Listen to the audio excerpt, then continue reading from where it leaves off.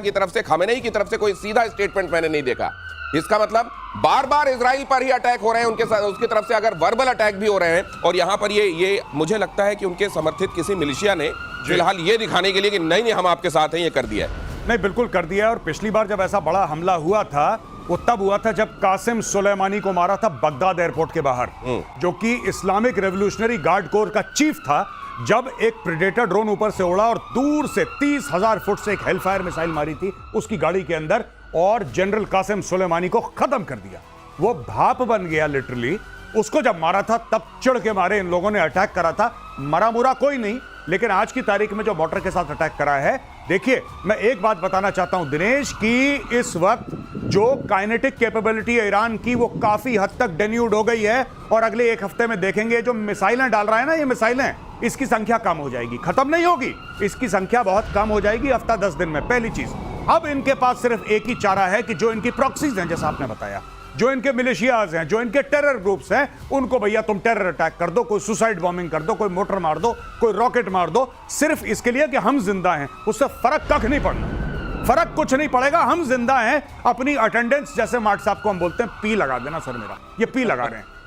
ये केवल token presence है, उसके अलावा कुछ नहीं। अगली खबर देखिए, यहां पर तो आपने देख लिया कि किन जगहों पर कितने जवान तैनात। हालांकि इसको लेकर एक बार दिखाइए प्लीज, ये आपने बढ़िया ग्राफिक बनाया, एक बार दिखाइए मेरी प्रोडक्शन टीम ने। ये देखिए, ये जो अलग अलग जगहों पर सैनिक तैनात हैं, हालांकि इनकी संख्या के बारे में अमेरिका कभी वैसी सूचना नहीं देता और वहां हमेशा सैनिकों की तादाद बदलती रहती है। लेकिन क्या ये बेसिस जो हैं ये खतरे में है? मार्शल पीके श्रीवास्तव, ये तो इन्होंने भी भांपा होगा कि जब हम ये करेंगे तो ये काउंटर हो सकता है।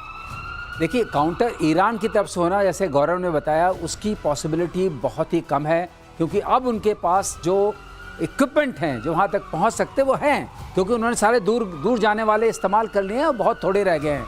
लेकिन उनको पता है ये चिंगारी लगाने से वो संभाल नहीं पाएंगे, तो यहाँ वो नहीं करने वाले हैं। लेकिन हाँ, जो मिलिशिया ग्रुप्स हैं वो करते रहेंगे, वो थोड़े बहुत इस तरह के अटैक करेंगे, जो कि कोई खास मिलिटरली कोई उसका महत्व नहीं है। लेकिन हाँ, उसके लिए वो सतर्क हैं, सजग हैं। जैसे कि आपके यहाँ टेररिस्ट अटैक्स होते रहते हैं, उसके लिए हमेशा सतर्क और सजग रहते हैं। लेकिन ईरान एज अ स्टेट, वो उसकी अभी हिम्मत नहीं है, ईरान की हिम्मत नहीं है, ईरान अफोर्ड नहीं कर सकता। एक बात और कह दूं, जैसा आपने बोला था कि खमेनेई का ट्वीट आया है और खमेनेई बार बार ज़ायनिस्ट स्टेट इजराइल बोल रहा है, यूएस को नहीं बोल रहा कुछ, कुछ नहीं कह रहा है। उसी प्रकार से जब ये अपने प्रॉक्सी से यूएस को अटैक करवाएंगे तो ईरान कम से कम ये कह सकता है कि साहब हमारे कंट्रोल में नहीं है, ये कर रहे हैं तो क्या ये करें, तो हमको इसके लिए जिम्मेदार क्यों ठहरा रहे हैं आप? और मिडिल ईस्ट में जबरदस्त तनाव बढ़ गया है, लेकिन ईरान पर अमेरिकी हमले के बाद से तनाव बढ़ गया है। बंकर और शेल्टर बनाने में जुटे हुए हैं कई देश। कुवैत में मंत्रालयों के नीचे बम शेल्टर बनाए जा रहे हैं। अब ये इतने बार यहाँ पर दूध जो है गर्म पिया है लोगों ने कि वो छाछ भी फूकते हैं। और फिलहाल तो यहाँ पे छाछ के ऊपर से भाप भी उड़ रही है, तो उनको लग रहा है कि ये अब वो भले ही इवेपोरेट हो रहा हो, लेकिन ये जो होने लगा है, क्या इसके तैयारी कर लेना अच्छा है की तर्ज पे है? नहीं, बिल्कुल इनको लग रहा है कि ये लड़ाई फैलेगी, ये एस्केलेशन होगा, इनको ऐसा लग रहा है। क्योंकि एक बात मैं आपको बता दूं, जैसे कई बार सर और हम दोनों शो में डिस्कस कर चुके हैं आपके सामने कि Iran is not Pakistan. Iran को ना आप खरीद सकते ना ईरान को किराए पे ले सकते हैं। वो लड़ते लड़ते लड़ते एक दिन खत्म हो जाएगा। ईरान झुकने वाला मुल्क नहीं है। अच्छा है बुरा है बात की बात है, ईरान झुकेगा नहीं। पाकिस्तान की तरह नहीं है कि मुंह पे $4 मारे और जमीन पे लेट गया। तो लोगों को पता है कि अगर ईरान डूबेगा तो सबको लेकर डूबेगा। जैसे हॉर्मुज की बात कर रहा है वो, ईरान बिना लड़े बिना नुकसान पहुंचाए जमीन पे नहीं गिरेगा, ये बात तय। ये इसलिए बाकी के मुल्क ये भांपते हुए कि सबको लेके डूब सकता है, इसलिए अपनी तैयारियां तो रखो, इसलिए किया जा रहा है ये। और युद्ध के बीच ईरान का बहुत बड़ा दावा इजराइल पर। यमनी लड़ाकों ने बोला हमला। यमन से इजराइल की तरफ दागी गई मिसाइलें, ईरान के समर्थन में यमन से मिसाइल अटैक। मुझे लगता है पीके श्रीवास्तव सर, ये असल में ये भी बता रहे हैं कि नहीं हम तुम्हारे साथ हैं, 1-2 मिसाइलें तो मार दो, कहने के लिए रहेगा कि हमने देखो तुम्हारा साथ निभाया था। इतना उसने दिया है इनको, तो कुछ नमक हलाला तो करना पड़ेगा। तो 2-4 मिसाइल मारने में क्या है, उनको पता भी है कि ये रोक लेंगे, ये भी पता है कि हमारे ऊपर काउंटर अटैक नहीं हो। लेकिन हाँ, वो नमक हलाला करना पड़ता है, ये उस हवाले से लीजिए। आपने बहुत अच्छा टर्म इजाद किया है सर। पहले ये नमक हलाल होता था, अब आपने हलाला जो इसके साथ जोड़ा है ना, अब नमक के पैकेट भी कांप रहे हैं कई जगहों पर। लेकिन ये सर, यमन ने ये भी कहा था कि देखिए लाल सागर में हम क्या करते हैं और किस तरीके से हम वहाँ जो अमेरिकी बेड़े हैं उन पर हमले करेंगे। ये मुंह ज्यादा चलाया जा रहा है, ये करेंगे भी ज्यादा। आपने हमेशा देखा है कि जितने भी टेररिस्ट ऑर्गेनाइजेशंस होते हैं और जितने भी इस तरह की ऑर्गेनाइजेशंस है, वो बातें ज्यादा आपको ऐसा डराएंगे, वो कहते हैं डर के अगर मान गए तो ठीक है। वो आपने देखा नहीं, अगर आप पास आए तो मैं आपको घूसा मार दूंगा। घूसा मारने की ताकत नहीं है, विचार है। ये वो वाला हिसाब किताब है। यमन में कौन है? हुती बैठे हैं। हाँ भाई, ये हुती मार रहे हैं। हुती जब मिसाइल इसराइल पे मारेंगे तो सऊदी की जमीन के ऊपर जाएगा। और कल परसों हमने आपसे ये बोला था कि हो ना हो सऊदी अरब कभी भी इस लड़ाई में कूद सकता है। आपने कहा हमारी बात हुई थी। ये वही चीज है कि अगर ये ज्यादा मिसाइल मारेंगे, कहीं ना कहीं सऊदी अरब की एयरफोर्स आएगी और इनको ठोकेगी और इनको बैलिस्टिक मिसाइल से इनकी मिसाइल और ड्रोन भी हवा से उड़ाएगी। सॉरी, एयर डिफेंस जो सिस्टम है सऊदी में। दिनेश, अब मुझे एक बात और आ रही है, एक प्रेडिक्शन और आ गया है, आप कह दीजिए। हाँ बोलिए। कि सऊदी अरब कूदेगा इस लड़ाई में। सऊदी अरब भी इस लड़ाई में बहुत जल्द शामिल होगा, आज ये एक्सपर्ट कह रहे हैं। प्रतिशोध में कहते हैं आगे होता हुआ दिखाई देता है। आज ये भी नोट कर लीजिए, देखते हैं क्या होता है। इजराइल का ईरान पर बड़ा हमला, 20 फाइटर जेट से सबसे बड़ा अटैक। करमनशाह हमदान में अफरा तफरी। तेहरान में भी इजराइल की एयर स्ट्राइक। ये देख लीजिए, तेहरान में तो एक जेल है एविन, वहां कहते हैं खामेनेई के सारे विरोधी बंद किए जाते हैं। वहां पे भी हमला करके गेटों पे कहा निकल जाओ भाई तुम लोग। वहां एक घड़ी लगाई हुई है सर, जिसको इजराइल के डिस्ट्रक्शन की घड़ी कहा जाता है। शब्द से लोग डर जाते हैं। हाँ, ये घड़ी मोरा दिल धड़के वाला जो है, एक घड़ी वो बाघेरी को भी दी थी यहाँ मुनीर ने, उसका भी यहाँ एक घड़ी बनाई भाई लोगों ने। खामेनेई ने कहा कि 15 सालों में देखिएगा आप इजराइल तबाह हो जाएगा। ये 2015 में कहा, तो 2021 में भाई लोगों ने घड़ी बना दी। यहाँ इजराइल के डिस्ट्रक्शन की घड़ी जो काउंटडाउन लगाए हुए हैं कि 2040 तक इजराइल साफ। इतनी अगर आप दुश्मनी रखते हुए किसी को पोर्ट्रे करके बताएंगे कि हम तुम्हारे इतने बड़े दुश्मन हैं, तो इजराइल तो अभी तक बेचारा फिर भी बहुत सहता चला गया। नहीं, इन लोगों ने यही करा है।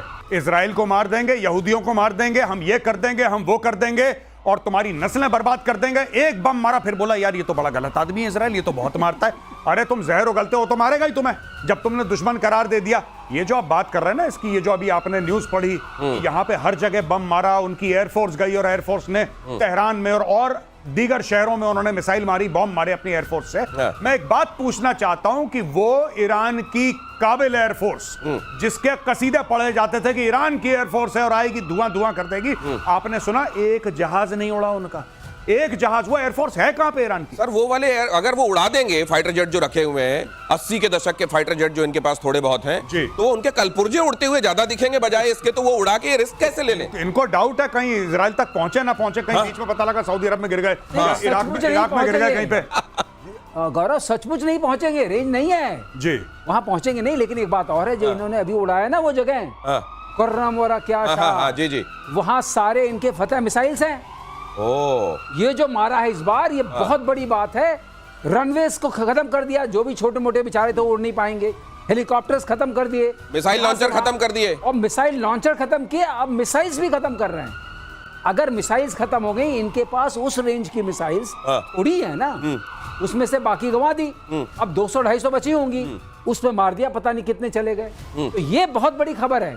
ये जो मारा है, इजराइल क्या कर रहा है, चुन चुन के इनके जो भी फैंग्स हैं, हम बोलते हैं ना जो फैंग्स हैं, उसको कट कर रहा है एक के बाद एक। जहर के सारे दांतों को तोड़ा जा रहा है। और ये चुन चुन कैसे, तो मेरे को धर्मेंद्र पाजी भी थोड़ी देर के लिए याद आ गए। ईरान के 6 एयरपोर्ट पर इजरायली हमला, ईरान के 15 फाइटर जेट तबाह, ईरान के F-14, F-5 फाइटर प्लेन्स को भारी नुकसान, बैलिस्टिक मिसाइल का इंजन बनाने वाली फैक्ट्री पर बमबारी।